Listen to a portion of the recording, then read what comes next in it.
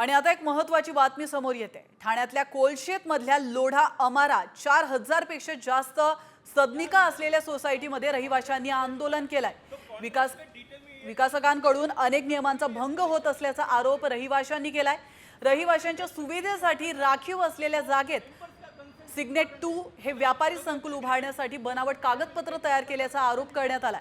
याबाबत उपनिबंधकांकडे तक्रार करण्यात आली असून विकासकाला नोटीस बजावण्यात आली आहे।